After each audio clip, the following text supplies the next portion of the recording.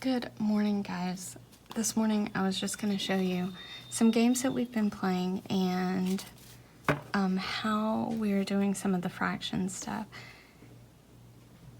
We have been playing a RightStart game that shows fractional equivalency with percentages. So we've been playing rummy with these cards. And then to score at the end of the game, we separate our percentages from our fractions and then we add up all of our fractions. The way that we do this provides a lot of mathematical flexible thinking and also gives really good number sense. A lot of activities in my fractions 1 and 2 curricula lead up to this kind of activity.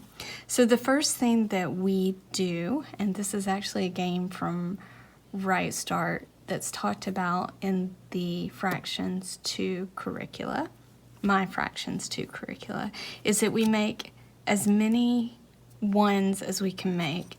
So this one is fairly easy, 1/5 and 5/6. Anytime you're adding with the same fractional unit, it's fairly easy. So we do that first. But sometimes, like if you look at this, 4/5, if we had 1/10, or sometimes we use fifths and tenths or other equivalent fractions to add to 1.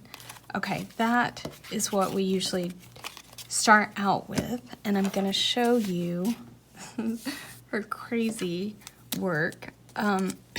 What she ended up with after she did all of the resorting was 3 wholes, and then 5/6, 1/5, 1/4, and 3/10. And of course, all of these are getting added together. Now, if we were to just follow the standard algorithm, we would find the least common denominator for all of these and then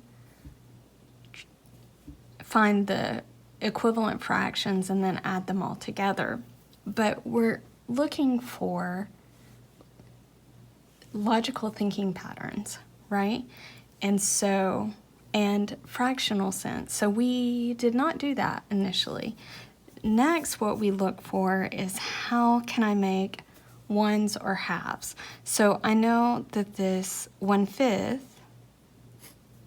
is the same as 2/10, and if I pair them with this, then I get 1/2. Okay, if I have this 1/2, then if I can find another half, I can make another whole. I can take 3/6, that leaves me with 2/6 here, and add this to give me another whole. So she had 3 here, now she has 4. And the fractions that leaves me with now are just 2/6 and 1/4. And at this point, we went through and found that they meet or are commensurable, if you're using the rods. The least common multiple for 6 and 4 is 12. And then we found the equivalent fraction.